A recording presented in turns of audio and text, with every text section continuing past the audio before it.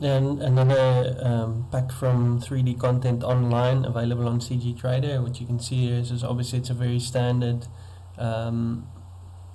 meat area, butchery section for refrigerated area, and the aim here is to help content creators very quickly put together a pack and not have to worry about the details. So obviously, as you can see here, native format blended 2.79 using a 204H square JPEG texture atlas, using principled shader. Then additional formats available from Cgtrader is the Max 2015 format using standard shader, and also export FBX with embedded media. In other words, no missing maps. Yeah, if you look at the wire, you can see it's a pretty standard, pretty simple and pretty low poly model.